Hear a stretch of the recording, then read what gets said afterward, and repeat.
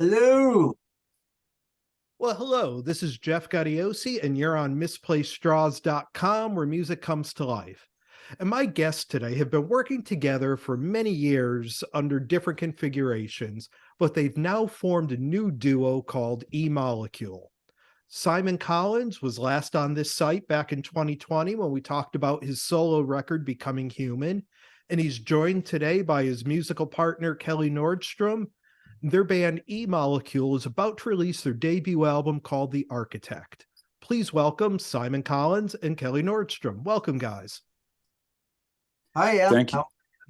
Thanks. Hi. Thanks very much for having us. Oh, my pleasure. And honestly, let's start with the two of you guys. You've worked together for quite a few years now, from the band Sound of Contact through working together on Simon's solo work. How did you guys first meet and collaborate? We first met back in 2005, so we've been working together for 18 plus years. I was in the process of putting together a live band to promote my second solo album called Time for Truth. And we met at my recording studio along with a bunch of other musicians, and we were all just getting to know each other. And Kelly and I hit it off right away, like right off the bat. And it wasn't too long before we were rehearsing for the Time for Truth tour. So Kelly and I have worked together for that amount of time, mainly on my solo records. He played on Time for Truth as well, but he also played on Eucatastrophe. We co-wrote on that as well. And Becoming Human as well, which is actually where kind of eMolecule kicked off, where it was on those sessions. But of course, we did Sound of Contact, and that was a success to our surprise. We didn't know what to expect from that, but we thought it was the best thing we'd ever done at the time, and but we've taken it up a notch. So that's how we first met. And Kelly, what is it about the songs that, these particular songs for The Architect that led you guys to create something new with eMolecule rather than just continuing, under the names that you've used before? Well, this was really, for me, kind of a bucket list opportunity almost to really dig into the core of who I am and get my best material out. And in some cases, this was material that's been kicking around and in a way too good to be used on anything else thus far. And it's just like, oh, finally, I get a chance to use this riff and some of these other ideas. And really, I think it was we were looking at this as an opportunity to elevate beyond anything we had the opportunity to do before, and because we're inspired and connected, and in a way that just led us to be on our game. And let's get into the record, The Architect. I mean, I just think it's a great piece of work. In terms of putting the record together, did you guys handle all the instrumentation yourselves, or did you have other people come in with you?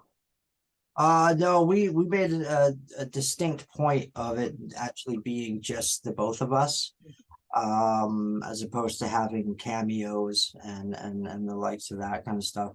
We're both multi-instrumentalists. I'm playing the drums. I'm obviously the lead vocalist in the band, but Kelly shares some vocal duties too. I play the drums and the keys. I do some programming, some sound design. Kelly plays up the guitars beautifully, also plays the bass and some keys as well, and as I said, some vocals. So between the two of us, I mean, we didn't really need much else, or anyone else for that matter. And I think it would have been great to have gotten to this point earlier in our careers. But we've been staring at each other in the face for years, and it's just been, this is the right, this feels right to us as far as having a musical relationship, and co-writing as well. For the material on the album, really, it's a combination of material that I've written, combination of material that Kelly's written. For Kelly, there's a mountain of material there for sure, because we're digging back to decades back. There's some songs on the album there's a song that he wrote when he was 18 that's on the album. Just like there's a song on my Becoming Human album that I wrote when I was 15.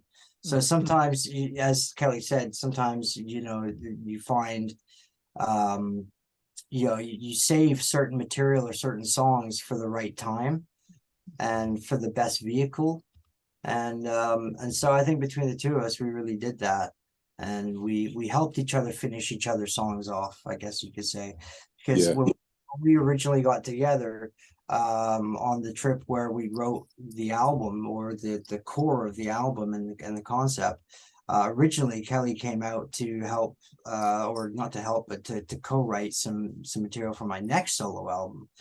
And it wasn't long after Kelly arrived that I realized that that's not what I wanted to do. I wanted to do something different, and collaboratively speaking, more exciting. So we decided to put together the band. Yeah, and I should also say, add a couple things to that. There's a lot of new material, like brand new, fresh material as well on the album that we set ourselves up for success there. I think with kind of bringing some of these in some cases vintage ideas to the table. It led itself to just more new material coming out really kind of organically as well. And also, I should mention, Frederick Thorndahl of Meshuggah did do kind of a surprise guest appearance on Beyond Belief, in that he happened to be in the studio. He actually, I believe, owns the studio that we mixed the album in. And he was kicking around with Daniel Bergstrand as Daniel was working on the song. And they just decided to try a couple things to accentuate the mix. And we loved what Frederick did, and decided to keep it on there. So it wasn't a planned guest appearance, more like a happy bonus. Yeah, absolutely. For the record, Daniel Bergstrand mixed the album. So that's who he is. And now the record leads off with the epic, with eMolecule, and it really sets the stage for what's to come. And I guess, sort of in a philosophical sense, what is eMolecule and the overriding theme that goes through The Architect? Okay, I'm going to let Kelly answer that one. Okay. In my mind, the way I look at it is it's a story of darkness to light. So it is a concept album in that regard, and that can be looked at a few different ways. I think it's in a way we tried our best to write the one story, the human story, that has been rewritten through history many times, and so this is our offering in that respect. eMolecule, specifically the song, for me originally was a transmission from deep space, from some ancient civilization, and what that led to was us working with that to begin our story, and leading to the story of what this message could bring the world and how it might be used. Yeah, it's also it's interesting because we feel like I think, yeah, I'm just going to speak for you here, Kelly, as well, that we feel the universe plays a big part in what we do. I think when you help yourself, eventually you feel like, universe is giving you a little tap, a little poke, a little bit of help along the way, and synchronicity takes place.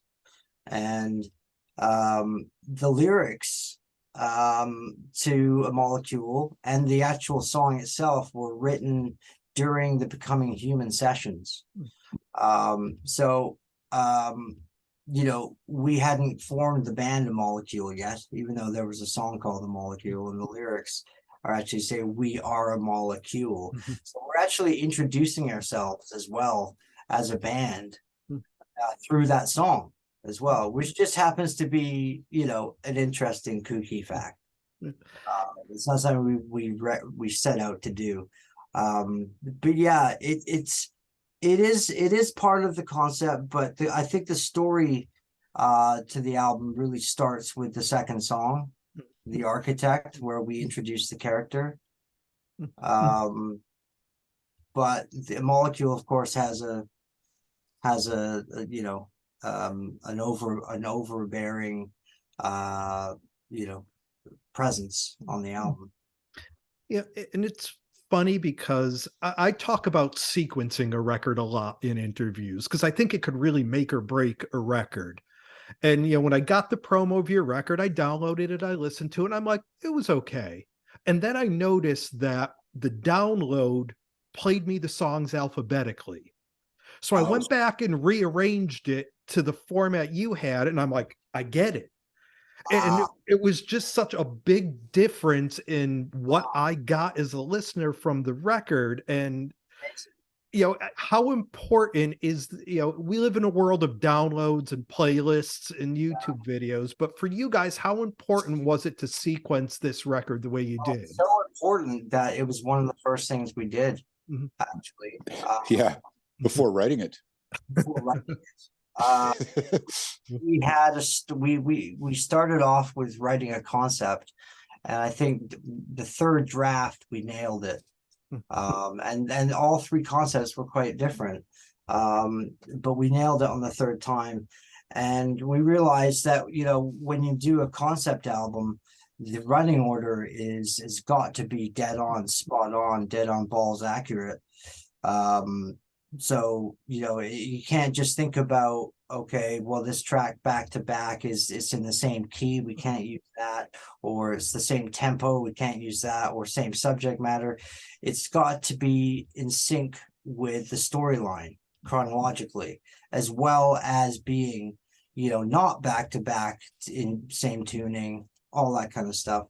So we spent a lot of time while we were writing the album going through and adjusting this running order, and so it's picture perfect. So that was a really big part of the initial stages of our production. Yes, and lyrically as well, like right to the bitter end, where we just making sure the lyrics were fitting properly, and just going along with the master plan. Yeah, and musically too, I think it's a very textured record.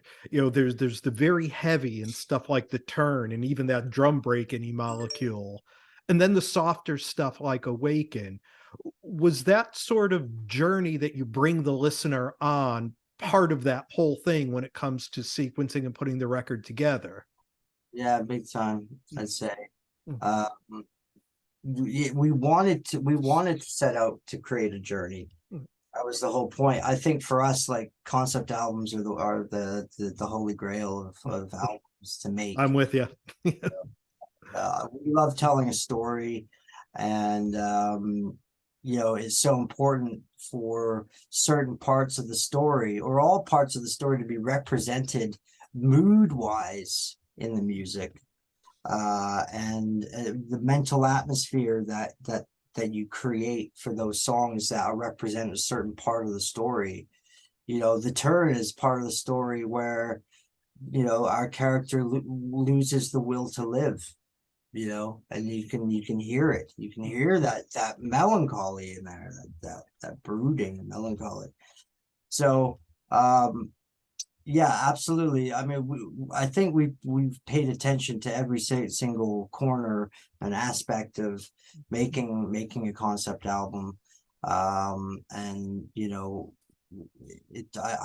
I think writing it in its essential form in 1 month is amazing. Is an amazing form of output as well. We were so motivated, inspired from one another's work and just being together and writing together that, you know, every time we sat down and then picked up the instrument, you know, something new was born.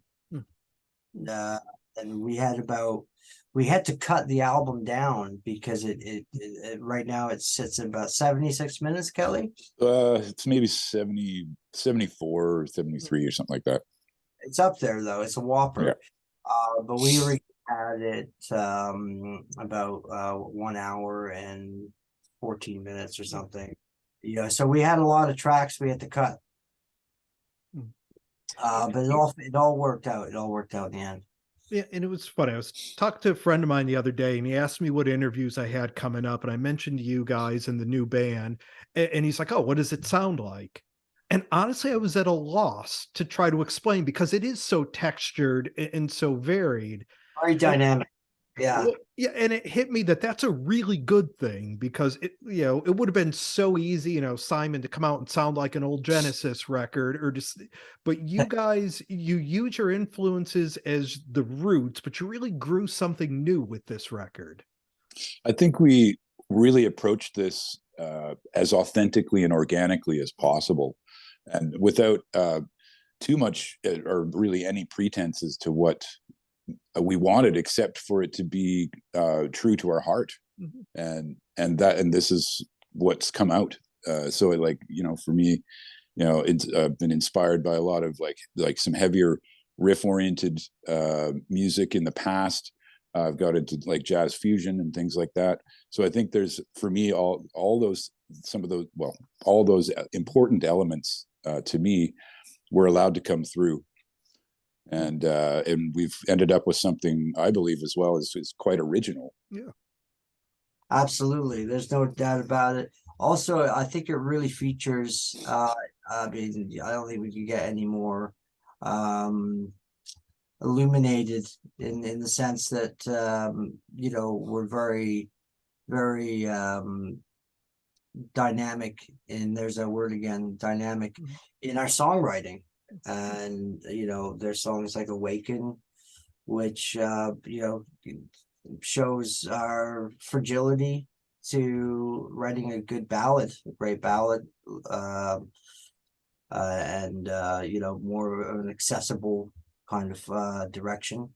And then, you know, you got a song like eMolecule, which is like, what? You've been doing acid?